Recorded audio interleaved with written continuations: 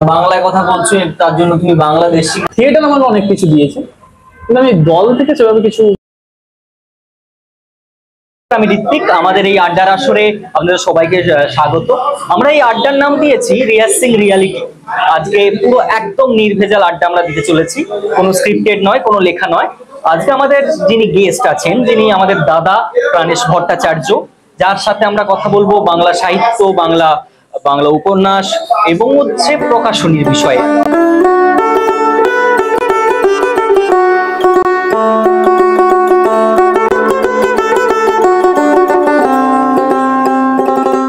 প্রাণেশদা কেমন আছো বলো? এই বর্ষার দিনে যেমন থাকা উচিত, ভালোই আছে। হ্যাঁ, বর্ষার দিন কলকাতার এখন রাস্তাঘাটের যে অবস্থা, মানে আজকে এবং বন্ধের সময় আসতে কোনো অসুবিধে না, সেরকম কিছু হয়নি। আর রাস্তায় যেগুলো থাকে সেগুলো তো আমাদের প্রতিদিনই পেরিয়ে আসতে হয়, এবং সাধারণ মানুষ যেভাবে সেগুলো প্রতিদিন পেরিয়ে আসে। বেসিক্যালি আমি আর তুমি মানে গ্রামেরই ছেলে বলতে গেলে চলে। তোমার ঘাটাল, আমার হচ্ছে কোলাঘাট, তো এইগুলো আমাদের কাছে খুবই একটা বিভিন্ন করবে না। কলকাতায় আসতে গেলে ঘাটালকে কোলাঘাট পেরিয়েই আসতে হয়। তো সেটা নিয়ে নাই। এই যে ৯ নম্বর সাহিত্য পাড়া লেন, তোমাদের যে প্রকাশনীর নাম, এই নামটা কেন? এই নামটার পেছনে সেরকম কোনো বিরাট ভাবনা একেবারেই নেই। ৯ সংখ্যাটা লাকি। এবার এইরকম নামটা কেন রাখতে চেয়েছিলাম সেটা ভাবতে গেলে অনেকটা পিছিয়ে যেতে হয়। সেটা 2017 সাল, তখন কলেজের ফাইনাল ইয়ার। জাস্ট আমরা পাস করিনি, তখনও পরীক্ষা দিইনি, ফাইনাল ইয়ারের মাঝামাঝি সময়। তো আমরা ভাবলাম যে একটা পত্রিকা করবো, এবং সাহিত্য বিষয়ক পত্রিকা, পুরোপুরি গল্প, কবিতা, উপন্যাস এইসব নিয়েই আমাদের প্রবন্ধ, এগুলো নিয়েই কাজ করব। তো আমার কলেজে আরো 2 বন্ধু ছিল। একজনের নাম, তাদের নাম না বললেই নয়, কারণ তারা ছাড়া এই জার্নিটাই শুরু হতো না, প্রকাশনা এবং পত্রিকার জার্নিটা শুরুই হতো না। নীল এবং সায়ন। আরেকজন দেবার্ঘ।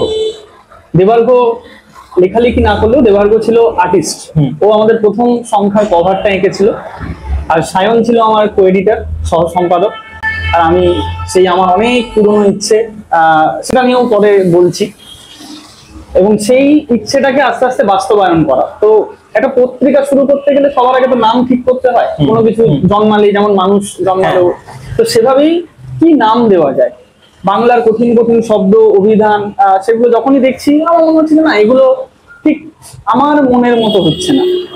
তো তখন একদিন শ্যামবাজারে, আমার এখনো মনে আছে, তখন দমদমে আমি থাকি, 202 এই রুটের বাসে আমি শ্যামবাজার থেকে দমদমে যাচ্ছি। তো আমি জাস্ট পেছনের সিটে গিয়ে বসলাম, হঠাৎ একটা গলির দিকে চোখ গেল, এবং মনে হলো যে আমাদের এই পত্রিকাটা সবার নতুন, এবং যারা বলা যায় প্রতিষ্ঠিত, প্রত্যেক লেখকের একটা মজার জায়গা হোক, যেখানে এসে কাউকে খুব কঠিন কিছু নিয়ে কাজ করতে হবে না, খুব কঠিন ভাবে ভাবতে হবে না, যেটা সবার হবে। তো একটা বই পাড়া হোক, একটা গলি হোক, একটা বই পাড়া হোক, সেখান থেকেই একটা রাস্তার নাম থেকেই পত্রিকার নামটা রাখার ইচ্ছে জাগে। এবং আমার মনে হয় যে যেহেতু সাহিত্য বিষয়ক পত্রিকা, তাই সাহিত্য পাড়া লেন এটা নাম দেওয়া হয়। এবং ৯ সংখ্যাটার প্রতি আমার ছোট থেকেই একটা মানে ভালো লাগা আছে, কেন জানি না, নিজের মনে হয় লাকি নাম্বার, সব জায়গাতেই ৯টা ভালো লাগে, তাই ওটার নাম্বার দেওয়া হয় ঠিকানা হিসেবে ৯। ব্যাস, এইভাবেই পত্রিকা শুরু, এবং তার কিছুদিন পর মানে বছরের শেষ থেকে প্রকাশনার জার্নি শুরু হয়। তারপর আরো একটা সংখ্যা বেরোয় পুজোর সময়, এবং তারপর প্রকাশ। মানে আমি যতদূর জানি 2017 ডিসেম্বর, মানে 17 ডিসেম্বর, মানে ওটাকে কোনো প্ল্যান, যেমন ৯ নম্বরটা একেবারে যেমন তোমার লাকি নাম্বার? না, একেবারেই না, কারণ প্রকাশনাতেও আমি কোনো বিরাট প্ল্যান করে আছি। মানে আমার মনে হয়েছিল যে কলেজ শেষ করার পর আমার মূল পেশা ছিল আমি প্রচুর টিউশন পড়াতাম। আচ্ছা। তো সারাদিন প্রচুর টিউশন পড়ানোর পরেও ক্লান্ত লাগতো, এবং কোথাও গিয়ে নিজের একটা ভয় ছিল যে টিউশন পড়ানো মানে এক একটা ছেলের দায়িত্ব নেওয়া, বা যাকে পড়াচ্ছি দায়িত্ব নেওয়া, সেটাকে আমি ঠিকঠাক নিতে পারছি, নিজের মধ্যে সেই স্যাটিসফ্যাকশনটা খুব একটা কাজ করতো না। তখন মনে হলো যে আমি যেটা ভালো পারি, বা আমার মনে হয় যে আমি ওটুকু পারি, সেটা নিয়েই থাকা যাক, বইপত্র লেখালেখি। তো তখন আস্তে আস্তে প্রকাশনায় আসা, এবং 17 ডিসেম্বর মেদিনীপুরেই কিন্তু প্রথম 2টো বইয়ের পাবলিশ হয়। মৃণাল দা, একজন কবি আছেন মৃণাল কোটাল, এবং এই প্রসঙ্গে বলতে গেলে চুনি কোটালের ভাইপো। চুনি কোটাল একটা বিরাট আন্দোলনের নাম। সেটা মৃণালদার একটা অনুষ্ঠান হয়েছিল, প্রবহমান পত্রিকা, তার সম্পাদক মৃণালদা, সেখানেই এই বই দুটো প্রথম বেরোয়, এবং প্রকাশনার জার্নি ওখান থেকে শুরু হয়। ঋজুরেখা চক্রবর্তী, বিনোদ ঘোষাল তারা সেখানে উপস্থিত ছিলেন এবং তারা সেই জার্নিটার সঙ্গী ছিলেন সেদিন। 2017-তে মানে তোমার জার্নিটা শুরু, কিন্তু তার ভাবনাটা কবে? ভাবনাটা বলা যায় মনে হলো যে হ্যাঁ আমি একটা প্রকাশনী খুলতে পারি, বা আমি লিখতে পারি, বা আমি লিখি, চেষ্টা করি, বা আরো সবাইকে এক জায়গায় জোট করি, সবাইকে মানে একটা প্রতিষ্ঠান হোক এমন কিছু, যাতে আমার মতন যারা সবাই উঠে আসুক? সেটা অনেকটা আগে থেকেই, মানে স্কুল জীবন থেকেই বলা যায়। আমার প্রথম লেখা কবিতাটা এখনো কোথাও না কোথাও খুঁজলে পাওয়া যাবে। তখন আমি 6-এ পড়ি এবং আমি প্রচন্ড বদমাস ছিলাম বলে স্কুলে আমাকে মনিটর করা হয়, যে মনিটর নিজেই যদি কন্ট্রোল করতে না পারে। 2-3 জন মনিটর ছিল ক্লাস 6-এ, সেখানে আমাকে চুপ করে বসিয়ে রাখা হয়েছিল। একজন টিচার আসেননি সেদিন, তো সেই ক্লাসটা আমাদের অফ যাচ্ছিল। আমি কি করব ভাবতে ভাবতে, যেহেতু আমাকে চুপ করে বসিয়েই রাখা হয়েছে, আমি জাস্ট ছন্দ মিলিয়ে মিলিয়ে, মানে জলের সাথে কল বা এই টাইপের মিলিয়ে মিলিয়ে কয়েকটা লাইন লিখেছিলাম। মানে আমার যতদূর স্মৃতিতে মনে পড়ে যে ওটাই হয়তো আমার লেখা প্রথম কবিতা। তারপর যথারীতি ওটা ভুলে গেছি বা হয়েছে, বা ওটা পড়লে এখন নিজেরও হাসি পায়, হয়তো এটা লিখেছিলাম বলে জার্নিটা শুরু হয়েছিল। তো তারপর যখন আমরা আস্তে আস্তে একটু বড় হই, বন্ধুদের সাথে আমার এই ভাবনাগুলো শেয়ার করতে থাকি যে এইটা লিখবো বা এটা বানাবো বা একটা নতুন গান বানালে কেমন হয়, এইগুলো যখন মাথার ভেতর ঢুকতে শুরু করে, তখন ক্লাস 10-এ আমার মনে আছে যে আমার কিছু রাফ কাগজ থাকতো, প্রত্যেকের যেমন থাকে। তাতে আমি একটা, মানে আনন্দমেলার আমি খুব পড়তাম, প্রচুর পড়তাম। আনন্দমেলার যেভাবে কভারের প্যাটার্ন গুলো লেখা থাকে, যে গল্প এই সংখ্যায় লিখেছেন এই, সেইভাবে আমরা একটা বানিয়েছিলাম। তো তখন থেকে ইচ্ছে ছিল যে একটা পত্রিকা যদি করা যায়। এবার তখন জানি না যে কিভাবে ছাপাতে হয়, কিভাবে বইটা ডিজাইন করতে হয়, সেটা কিছুই জানি না। তো সেই কারণে সেটা কোনোদিনই হয়ে ওঠেনি সেই সময়। তো কলেজে পড়তে এসে যখন 2016-তে আবার লেখালেখির ভূতটা মাথায় ঢুকছে, মানে এবার একদম ভালো করে লিখতে হবে, যে পত্রিকাগুলো মানুষ কলেজ স্ট্রিট থেকে কিনে পড়ে সেখানে লেখার একটা ইচ্ছে তৈরি হওয়া, এটা 2016 থেকেই তৈরি হয়েছে। এবং বলতে গেলে সেভাবেই অন্য কারো সম্পাদিত পত্রিকায় আমার প্রথম লেখা প্রকাশও পাই 2016-তেই, বর্ধমানের একটি পত্রিকা কাহার বলে, ওটা বর্ধমানে ঘুষকরা থেকে প্রকাশিত হয়। তখন ওটা ভাবতে ভাবতে যে এবার তাহলে নিজেদের মতো করে কিছু একটা করা যাক, সেই যে ভাবনাটা ভেবেছিলাম স্কুল জীবনে, সেটাই কলেজ লাইফে এসে, একদম কলেজ লাইফের শেষের দিকে এসে আমার মনে আছে 2017-তেই 30শে জানুয়ারি, তখন সায়েন্স সিটিতে বইমেলা হয়েছিল। সে বছরই সায়েন্স সিটিতে লাস্ট বইমেলা, তারপরে 2018 থেকে সেন্ট্রাল পার্কে চলে গিয়েছিল। তো সেইখানে আমরা ওই যে লিটল ম্যাগাজিন প্যাভিলিয়নটা হয়েছিল, তার বাইরে কিছু খবরের কাগজ পেতে আমরা ওই আমাদের প্রথম সংখ্যা নিয়ে তারপর লেখা নেওয়া হয়েছিল, যাদের আগেই লেখার সূত্রে যাদের সাথে আলাপ হয়েছিল, এরকম কিছু পরিচিত জন, তারাও এখন লেখালেখির দিকে অনেকেই অনেক বড় বড় জায়গায়। এটা আমার ভালো লাগে যে তাদের সাথে এক সময় কাজ করেছি। তো সেইটা নিয়ে আমরা বসেছিলাম এবং বলা যায় যে ওখান থেকে পত্রিকাটা যাত্রা শুরু। ওই সায়েন্স সিটির কলকাতা বইমেলায় 2017 30শে জানুয়ারি, ওখান থেকে পত্রিকার জার্নিটা শুরু হয়ে যায়। তো সেই সংখ্যাটা পড়াও যায়নি, খুব মানে কি বলবো, এত বাজে প্রিন্ট হয়েছিল, তো সংখ্যাটা আমরা নিজেরাই পরে পড়তে পারছিলাম না। তো সেগুলোকে আবার আমরা ছিঁড়ে ফেলে দিই এবং নতুন করে আবার বইটা সাজানো হয়, তারপর প্রত্যেক লেখককে পাঠানো হয়, এইভাবে শুরু হয়ে যায় আর কি। তারপর এটা জানুয়ারিতে শুরু হয়েছিল পত্রিকার, একদম শেষে গিয়ে প্রকাশনা মানে ডিসেম্বরে গিয়ে 2000। আমি একটা কমন জিনিস লক্ষ্য করেছি যে ভাষা, মানে ওই 2017 মেদিনীপুর থেকে এসে 2025 মানে কি কি ফেস করতে হয়েছে এবং সেটাকে তুমি কিভাবে উপভোগ করছো? হ্যাঁ, আমাদের মেদিনীপুর থেকে যারা আমরা বই পড়াশোনা করি, মানে বইয়ের লেখা হোক যত হোক, একটা মাতৃভাষার একটা আলাদাই টান আছে অবশ্যই, মানে সেইটার উপর কাজ করা, সেটা নিয়ে লেখা, বা আলাদা ভাবে কলকাতার ঘরানায় যে ভাষা বলা হয় বা আমরা যেই ভাষা এখন কথা বলছি, আলোচনাটা করছি, ঠিক আছে, মানে দুটোর মধ্যে অনেকটাই তফাৎ যদি কেউ দেখে। তো সেইটা গিয়ে কোথায় প্রবলেম হয়েছে? কারণ আমাকে অনেক শুনতেও হয়েছে, আমি সেটা থেকে এটা তৈরি হয়েছে যদিও বা শুনেই, কিন্তু মানে তোমার, কারণ তুমি একটা পুরোপুরি লেখার উপরেই, সেটা মানুষ পড়বে এবং সেটা শুধুমাত্র কলকাতা নয়, বর্ধমান বলছো তুমি, সেটা মানে পশ্চিমবঙ্গের সব জায়গাতেই সেটা ছড়িয়ে পড়বে। তো সেই জায়গায় দাঁড়িয়ে তুমি সেটাকে কিভাবে উপভোগ করেছো এবং সেটাকে কিভাবে নিয়েছো? না, উপভোগ করার বিষয়টা বলতে মজাই পেয়েছি, কারণ মেদিনীপুর থেকে যারা কলকাতায় আসে তাদের সকল প্রথমেই একটা বলে দেওয়া হয় টুম্পা। হ্যাঁ, এই টুম্পা তো পরে আরো ভাইরাল হয়ে গেছে গান বেরোনোর পর। তো হয়তো টুম্পারও একটা মানে কি বলবো জায়গা পেয়েছে ওই গানটা সূত্রে, আমি ওই জন্য গানটা খুব আমার ভালো লাগে। তো সেভাবে এবার ব্যাপারটা হচ্ছে যে ওই পড়া কথাটা যেভাবে বললো যে কলকাতার বাংলা ভাষা, সেটার সাথেও কলকাতায় যেভাবে বলা হয় খাবো না, যাবো না, আমাদের ভাষাটা ছিল হচ্ছে খাবোনি, খাবোনি, যাবোনি, হ্যাঁ, এটা করবোনি, বা আমরা কেনকে বলতাম কেনে। তো এইটা আস্তে আস্তে ওদের সাথে থাকতে থাকতে থাকতে থাকতে আমার মধ্যে মোটামুটি মানে আমাকে খুব একটা প্রবলেমে পড়তে হয়। এবার শয়ের একটা প্রবলেম থাকে মেদিনীপুরে, সেটা হয়তো এখনো আমার মধ্যে থেকে গেছে, সেটা পুরোপুরি ওঠেনি। আর আমার বন্ধুরাও হয়তো যাদেরকে আমি পেয়েছিলাম কলেজে বা কলেজ লাইফে, তারাও প্রত্যেকে বিভিন্ন জেলা থেকে এসেছিল। কারণ মালদা থেকে প্রচুর বন্ধু ছিল, নর্থ বেঙ্গলের প্রচুর বন্ধু ছিল, আরো এদিক ওদিক থেকে ছিটিয়ে। তো সেক্ষেত্রে খুব একটা ভাষা মানে হ্যাঁ, থাকতে থাকতে হয়ে যায়। কারণ আমার বেসিক্যালি আমি যখন হোস্টেলে করতাম তখন মানে মানে আসাম ছিল, কোচবিহার ছিল, ওদের সাথে মিশে ওদের মতনই ভাষা হয়েছে, আরো একেবারে অন্যরকম হলো। মানে ওদের সাথে তো 1.5 বছর 2 বছর থাকার পর ওদের মতন ভাষা তৈরি হয়ে গেছিল। মানে কলকাতা আসার পর আমি মেদিনীপুর বলবো না ওদের ভাষায় কথা বলবো, মানে আমার তো সেটা নিয়ে আরো সমস্যা হয়ে গিয়েছিল। আমি চেষ্টাও করেছি যে নিজের যে ভাষা, মানে যে ভাষাটাই আমি একদম ছোট থেকে কথা বলেছি, সেটাও যাতে কোনোভাবে না হয়। তো আমি ওই জন্য ঠিক করেছিলাম যে কোলাঘাটে রূপনারায়ণ পেরিয়ে গেলেই আমার খাবনি যাবনি শুরু হবে, এবং যখনই আমি এদিকে আবার আসার সময় কোলাঘাট পার করে হাওড়ার দিকে ঢুকবো, তখন আবার খাবো না যাবো না সেটা চেষ্টা করেছি। মানে এটা হয়েও যায়। মানে আমরা যখন বন্ধুদেরকে ফোন করি বা আমি এখন যদি মাকে ফোন করি, মা যেই ভাষায় কথা বলে আমি সেই ভাষাতেই কথা বলি, সেটাই হয়। মানে সেটা আমার চেঞ্জ হয়, মানে আপনি এসে যায় বেসিক্যালি। ইভেন চ্যাটিং এও মানে আমি যদি আমার দাদার সাথে চ্যাট দেখাই, সেখানে আমরা নেবো, মানে এটা নিয়ে নেবো বা এটা কিনে নেবো বলি না, আমরা বলি কিনে লুবো, লয়সুব, এটাই বলি। মানে আমরা চ্যাটিং এও সেটাই লিখি, এখনো এটা থেকে গেছে। তুমি প্রথমে নাটকের দলে যুক্ত হয়েছিলে, তো সেটা ছেড়ে দিলে কেন? না, সেটা ছেড়ে দিলাম এটা খুব কঠিন প্রশ্ন। কারণ যারা থিয়েটারটা শুরু করে, নাটক থিয়েটার, তাদের ওই যে স্টেজের আলোটা বা কাজ করাটা, অভিনয়, সবকিছু মানে থিয়েটারটা একটা প্রসেস, লম্বা প্রসেস। এই প্রসেসটা প্রত্যেকের, আমি শিওর যারা ছেড়ে দিয়েছে আমার মনে হয় প্রত্যেকেরই কোনো না কোনো পার্টটা ভালো লাগে। কিন্তু আমি হয়তো দীর্ঘদিন একটা দলেই থিয়েটার করেছি, মাঝে কিছুদিন অন্য একটা দলে কয়েক মাস কাজ করেছিলাম। তা আমি 2016-তে শুরু করেছিলাম, 2016 সম্ভবত এপ্রিল বা এরকম শুরু করেছিলাম। 2017-ই আমি আবার 1 বছর মানে কাজ করার পরেই ব্রেক নিই 2 বছর, আবার 2019-এ একই দলে আমি কাজ করতে শুরু করি।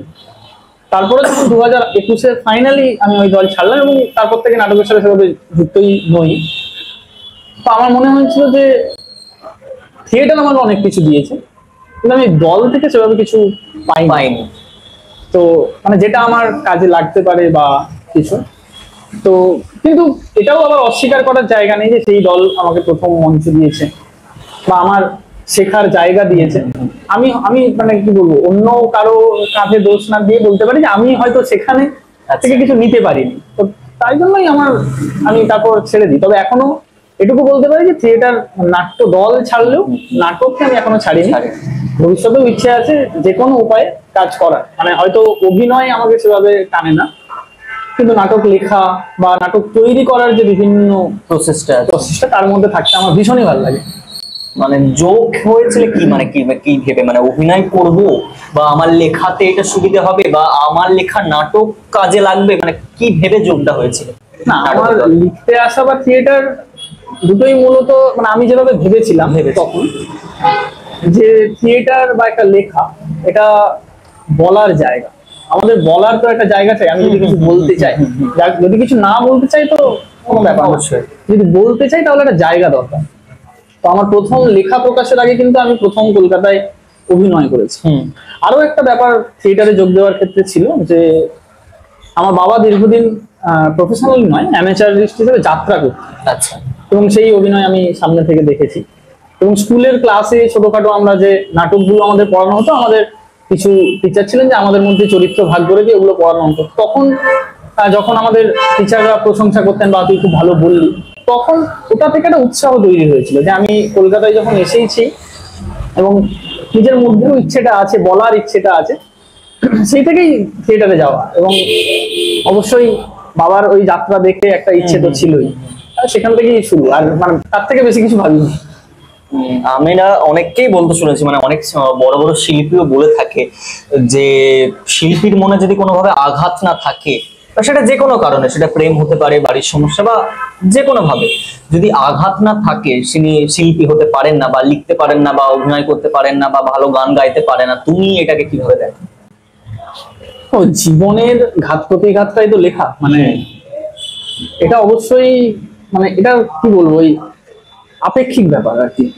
মানে ঠিকও বলা যায়, আবার কেউ যুক্তি দিয়ে এটাকে ভুলও প্রমাণ করে দিতে পারে। কারণ এমন অনেক লেখককে আমি চিনি, হয়তো হ্যাঁ এটাও ঠিক যে আমি তার ব্যক্তিগত জীবন নাই জানতে পারি, কারণ ব্যক্তিগত জীবনে প্রত্যেকেই যে খোলামেলা হবে এরকম তো কোনো মানে নেই না। ফলে আমি তার ব্যক্তিগত জীবন হয়তো দেখিনি, কিন্তু এরকম অনেককেই দেখেছি যারা মানে সেভাবে আঘাত নয়, বা ভীষণ সুন্দরভাবেই জীবনযাপন করে, বিলাসবহুল ভাবেই জীবনযাপন করে, কিন্তু তার লেখার মধ্যে শ্রমিকের কষ্ট বা একজন ভিখারির প্রত্যেক দিনের যন্ত্রণা সেটা ছাপ পড়ে। তো এক্ষেত্রে যে নিজেকে আঘাতটা পেতে হবে, আমার মনে হয় না সেরকম কোনো ব্যাপার আছে। কারণ অন্যের আঘাতটা অনুভব করাটাও কিন্তু একটা আঘাত। হ্যাঁ অবশ্যই। তো সেখান থেকেও একটা লেখার জার্নি শুরু হতে পারে। তুমি যদি একজন লেখক হিসেবে যখন তুমি ভাবো একটা চরিত্র, একটা তোমার যদি উপন্যাস বা ছোট গল্প বা গল্পে তুমি অনেকগুলো তো চরিত্র, সেই চরিত্রগুলোকে তুমি দেখো কিভাবে, মানে সাজাও কিভাবে? মানে প্রত্যেকটা ক্যারেক্টার তো আলাদা আলাদা। এইখানে কি কোথাও গিয়ে তোমার ওই নাটকে অভিনয়টা কাজে লাগে, বা তুমি অন্যভাবে আলাদাভাবে কি দেখো? না, এবার আমার লেখার মূল জায়গা যেহেতু কবিতা, এবং কি বলবো, মানে আমি খুব কনফেশনাল পোয়েট বলা যায়, মানে নিজের কথাই বেশি বলি, ঠিক আছে। বেসিক্যালি কবিরা কিন্তু নিজের কথাই বলে, মানে কবিরা আমি দেখেছি, মানে তুমি যদি জীবনানন্দ বা এ ধরনের নিজের কথাই বলে গেছেন। না, সেক্ষেত্রে আবার অনেকে আছে যারা প্রত্যেকে, হ্যাঁ মানে সুকান্ত, সুকান্ত হ্যাঁ সেই সময়টার কথা বলে গেছে, নিজের কথা থেকে মানে বেশি সময়ের মানুষের সাথে কথাই জড়িয়েও কিন্তু নিজের কথা বলে গেছেন। হ্যাঁ অবশ্যই অবশ্যই। তো সেক্ষেত্রে আমি নিজেকে বলি যে এটা আমার দোষ না গুণ আমি বলতে পারবো না, সেটা পাঠক বিচার করুক। আমি নিজে কনফেশনাল পোয়েট, নিজের কথাই বেশি বলি। তো নিজের চরিত্রটাকে তো কোথাও গিয়ে বসাতেই হয় লেখার ওপর। এবার যখন অন্য কিছু গল্প বা উপন্যাস লেখার চেষ্টা করি, তখন যে চরিত্রগুলোকে নির্মাণ করতে হয়, অবশ্যই চরিত্রগুলোকে নিয়ে ভাবতে হয়। এবার আমাদের একটা সুবিধা আছে যে আমরা প্রত্যেকেই এদিক ওদিক ঘুরে বেড়াই, তো কোনো একজনকে ঠিক করে নিয়ে তার উপর বসিয়ে দিতে পারি একটা চরিত্র, তার মতো করে ভেবে লিখতে পারি। মানে আমাদের অভিনয় যেমন আছে যে অবজারভেশন, তো সেইটার উপরই হচ্ছে এ হয়ে যায়। তুমি একজন, তুমি চিফ এডিটর, তো চিফ এডিটর হিসেবে তুমি কি কি দিক লক্ষ্য করো, এবং তোমার গুরুত্বপূর্ণ দিক কি কি? একজন এডিটরের প্রথম কাজ হচ্ছে ভালো সংগঠন করা, মানে কোন লেখাটা আমি নেব, কার লেখা আমি নেব, বা আমি কি ধরনের কাজ করতে চাইছি, সেটা কিন্তু একজন সম্পাদকই ঠিক করে। প্রত্যেকটা পত্রিকার একটা নিজস্ব ভাষা থাকে, ভাষা আছে, সেই ভাষাটা তৈরি করাটাই প্রথম হচ্ছে সম্পাদকের কাজ, পত্রিকার সম্পাদকের ক্ষেত্রে বলছি। এবার টেকনিক্যাল দিকটা অবশ্যই জানতে হবে, বানান বা একটা লেখার গঠন, এবং সব থেকে বড় ব্যাপার নিষ্ঠুর হতে হবে। কারণ এডিটরকে একটা খুব কঠিন কাজ করতে হয়, অন্যের লেখায় হাত দিতে হয়, যেটা কিন্তু খুব একটা সহজ কাজ বলে আমার মনে হয় না।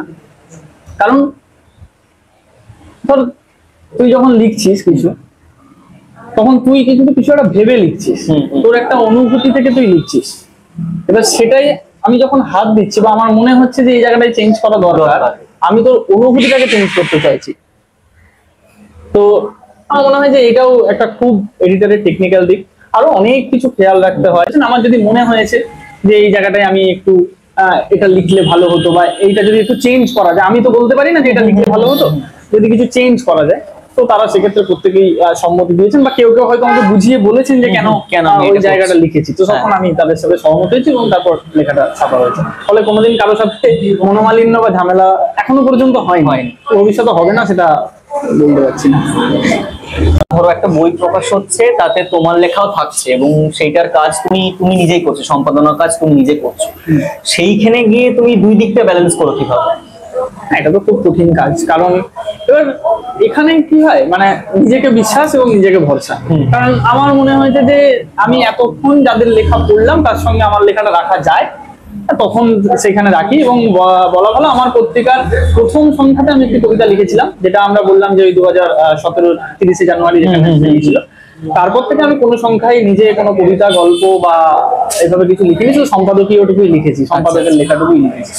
বানান ভুল সেটা ডিজিটাল মিডিয়াতেও, মানে তুমি যে কোনো একটা ডিজিটাল মিডিয়া দেখো, সেখানে গিয়েও নিউজ চ্যানেলে বানান ভুল হচ্ছে। সেইটা একটা বাঙালি হিসেবে, মানে যদি লেখকও বাদ দিই, আমি একজন লেখক নই, আমি একজন বাঙালি, সেই হিসেবে এই বানান ভুলটা মানে সেটা কিভাবে দেখছি? বানান ভুলটা বাংলায় কাম্য নয়, কারণ আমরা তো শুরুই করছি বাংলা থেকে, বাংলা দিয়ে। বাংলা কথা বলতে বলতেই নিজের হ্যাঁ। অনুভূতিটুকু বলার প্রকাশ। মানে আমার খিদে পেয়েছে, একটা বাচ্চা যখন প্রথম বল তো বাংলাতেই বলে, তারপর হয়তো ইংরেজি মাধ্যম স্কুলে পড়াশোনা করতে গিয়ে তার বাড়িতে সেই সংস্কৃতিটা তৈরি করা হচ্ছে ইংরেজিতে কথা বলা, বা তাকে আরো বেটার জায়গায় পৌঁছে দেওয়ার জন্য। সেটা আমি সেই প্রসঙ্গটাতেই যাচ্ছি না, ওটা একটা বিতর্কিত বিষয়, বা ওটা নিয়েই অনেকক্ষণ কথা বলা যায়, তো সেটাতে আমি যাচ্ছি না। তবে অবশ্যই বাংলায় বানান ভুলটা কাম্য নয়। এবার এটা ঠিক যে বাংলার যে বানান বিধি সেটাও খুব একটা সহজ নয়। আমি নিজেও কাজ শুরু করার পরেও প্রচুর ভুল বানান এদিক ওদিক লিখেছি, সেটা প্রুফে গিয়ে কারেক্ট হয়েছে। আমি যখন ফেসবুকে লিখতাম প্রথম দিকে, মানে প্রচুর লেখা তো ফেসবুকে লিখেছি, তো সেখানে যে বানান গুলো অনেকেই আমার বানান সংশোধন করে দিয়েছে। এখানে একজনের নাম না নিলে মানে কি বলবো, অপরাধ বোধ হবে। সেটা হচ্ছে কবি ঋজুরেখা চক্রবর্তী। আমাকে কমেন্ট সেকশনে এবং তারপর ইনবক্সে এসে বা ফোন করে সেই বানানটা কেন হয় না, কেন এই বানানটা লিখতে হয়, ভীষণ ভাবে মানে বছরের পর বছর বুঝিয়ে গেছে। তাতে করে এখন হয়তো আমি খুব কম ভুল লিখি, একেবারে ভুল লিখি না বললে মানে আমি খুব কম ভুল লিখি। ঠিক আছে, তো আমি ঋজুদার এই জায়গাটা আমি অবশ্যই তার কাছে কৃতজ্ঞ, তার এই শিখিয়ে দেওয়াটা আমাকে। তো আমিও মনে করি যে প্রত্যেকেরই ধীরে ধীরে, যদি নাও জানা থাকে, অন্তত অভিধানটা পড়া উচিত, বানান বিধিটা পড়া উচিত এবং বানানটা শেখা। কারণ অনেকেই বলে যে আমি ভাই পড়তে পারি না, বাংলা পড়তে পারি না বা লিখতে পারি না, উচিত না। তো বলে দেই বলতে পারি কিন্তু লিখতে পারি না, পড়তে পারি না, এটা তো উচিত, এরকম ইয়ে করে নিজের ভাষাটাকে অবশ্যই প্রায়োরিটি। আমি পড়বো, আমি শুধু বাংলা বই পড়বো তা নয়, আমি ইংরেজি বই পড়বো, আমি তামিল না পড়তে জানলে তার অনুবাদ পড়বো, আমি সবই পড়বো, কিন্তু নিজের ভাষাটা অবশ্যই পড়তে, লিখতে এবং বলতে জানাটা। এবং সেটা অনেকে আজকাল দেখি, আমিও দেখি সোশ্যাল মিডিয়াতে, যে যেন তার গর্ব, সে বাংলা বলতে পারে না বা বাংলা লিখতে পারে না বা বাংলা পড়তে পারে না, এটা অনেকে গর্ব করে বলে। এটা কখনোই কাম্য নয়, অন্তত একজন বাঙালির থেকে তো কাম্য নয়। এবং শুধুমাত্র ইংরেজি নয়, এখন মানে হিন্দির আগ্রাসনটাও বেড়ে গেছে। অবশ্যই বেড়ে গেছে, ঠিক আছে, কারণ কলকাতার রাস্তায় হাঁটাচলা করে হ্যাঁ। বাসে গেলেই বুঝতে পারবি। কারণ মানে কলকাতা তো অবশ্যই, আমি একবার দিল্লিতে গিয়েছিলাম নাটকের কাজে, তো সেখানে রাত তখন 12টা-1টা, আমরা এমনি বাইরে বেরিয়েছিলাম, তো ঘুরে ঘুরে দেখছিলাম। তো সেখানে একটা চা দোকানে যাই, আমরা নিজেদের মধ্যে কথা বলছিলাম, ওনাকে হিন্দিতে ট্রান্সলেট করে দিয়ে আমরা নিজেদের মধ্যে কথা বলছিলাম। লোকটা আমায় জিজ্ঞেস করলো বাংলাদেশি, মানে এটা তো রিসেন্ট ঘটনাও হয়েছে, মানে হ্যাঁ পাঠিয়ে দেওয়া হয়েছে উড়িষ্যা থেকে। হ্যাঁ, মানে এটা আমাদের কলকাতাতেও হচ্ছে, মানে মেট্রোতেও, মানে কিছুদিন আগে একটা ঘটনা আমি দেখছিলাম নিউজ পেপারে, যে মেট্রোতেও একজন মহিলা বা একজন পুরুষ বলছে যে বাংলায় কথা বলছো, তার জন্য তুমি বাংলাদেশি। মানে মানে যেখানে আমাদের ভারতবর্ষের জাতীয় সঙ্গীত একজন বাঙালি রবীন্দ্রনাথ ঠাকুর লিখে গেছেন, যেটা আমরা বাংলাতেই গাই, কিন্তু সেখানে গিয়ে, হ্যাঁ বাংলাতেই হয়, সেখানে গিয়ে একজন বাঙালি ছাড়াও একজন যদি মানে ইন্ডিয়ান বা ভারতবর্ষ যারা মানুষ, তারা যদি বাংলায় কথা বলতে দেখলে বলা হয় যে তোমরা বাংলাদেশী, সেটা বাঙালির উপর কি এফেক্ট করবে? এবং সেটা অনেক বাঙালি খুব সাপোর্ট করে। খুব সম্প্রতি আমাদের বাংলার ইন্ডাস্ট্রির একজন বড় অভিনেতাও একটা বিতর্কে জড়িয়েছেন। মানে নিজেরাই যদি নিজেদেরকে মানে যদি না করি, তাহলে সেটা করবে কি? আমরা দেখেছি যে মহারাষ্ট্রেও, তামিলনাড়ুতে বা ব্যাঙ্গালোরে যদি তুমি চলে যাও, নিজেদের ভাষায় কথা বলতেই হবে। এবং আমার দাদাই ব্যাঙ্গালোরে থেকেছে বেশ কিছুদিন, তো সেই দাদাই বলছিল যে ওরা কন্নড় না বললে রেগে যায়। ব্যাঙ্গালোরের লোকাল পিপল, তারা কন্নড় না বললে রেগে যায়। এইটা কোথাও গিয়ে কি মানে আমাদের পরস্পরের সাথে পরস্পরের, মানে এই বাংলা বলো বা ব্যাঙ্গালোর বলো বা চেন্নাই বলো, এটা আমাদের তো পরস্পরের সাথে একটা বিজনেস হোক বা চাকরির সূত্রে হোক, সবাইকে একসাথে এইদিক ওদিক করে মেশামেশি করতে হয়। সেই মেশামেশি করতে গিয়ে কোথাও কি একটা ঝামেলা লাগছে, মানে দেখ একটা দিক ভাগ হয়ে যাচ্ছে না? তোমার মনে হয় না যে শুধুমাত্র মহারাষ্ট্রের লোকেরা মহারাষ্ট্রেই কাজ পাবে, বাঙালি শুধু বাঙালি কাজ পাবে, কিন্তু ওয়েস্ট বেঙ্গলের যে এখন ইকোনমিক্স অবস্থা বা অন্য রাজ্যেরও যদি ইকোনমিক অবস্থা খুব ভালো বা খারাপ যাই হোক না কেন, নমিনাল যাই হোক না কেন, শুধুমাত্র কি তাদেরকে দিয়ে তো কাজ চালানো যাবে না? এইটাও কি মানে কোথাও গিয়ে এফেক্ট করবে? বড় কথা, আমরা ভারত সম্পর্কে জানতে গিয়ে ছোটবেলায় তো শিখেছি যে বিবিধের মাঝে দেখো মিলন মহান। আমরা সবাই একসাথে থাকতেই তো চেয়েছি। আমাদের প্রত্যেকটা বই, আমরা যে স্কুল থেকে বইগুলো পেতাম, সেখানে লেখাই থাকতো ভারতবর্ষ একটি ধর্মনিরপেক্ষ সমাজতান্ত্রিক দেশ। সেখানে সবাই ভাষা সবাই মিলে আমরা থাকতে, ভারতবর্ষের মতো এত ভাষার মধ্যে আমার মনে হয় যে কোনো দেশেই নেই। নেই। তো আমরা সবাই মিলে একসাথে থাকতেই তো চেয়েছিলাম, তো সবাই সেভাবে থাকলেই তো ঝামেলা মিটে যায়। এটাতে আর মানে জানি না, মানে হঠাৎ করেই আগ্রাসনটা বাড়ছে, হিন্দি বলার প্রবণতাটা বাঙালির মধ্যেও চরমভাবে বাড়ছে। আমি নিজের বন্ধুদেরই দেখি, আমি আর নাম বলে কাউকে অস্বস্তিতে ফেলতে চাইছি না, আমি নিজের বন্ধুদেরই দেখি এবং তারা তাদের নিজেদের ক্ষেত্রে প্রতিষ্ঠিত, তারা মেট্রোতে টিকিট কাটতে গিয়ে বাংলায় বলে না, তারা হিন্দিতে কথা বলে। তো আমি জানি না আমি হিন্দিটা কম জানি বলে কিনা, তো আমার এটা ভালো লাগে না, আমার এটা অসহ্যই লাগে। তো আমরা চেষ্টা করছি এরকমই ধরনের আরো কাজ করার, এরকম আরো আড্ডা দেওয়ার। এটুকুই, আপনারা থাকবেন স্টোন পেপার কার্ডের সঙ্গে আর কি। থ্যাংক ইউ, ধন্যবাদ।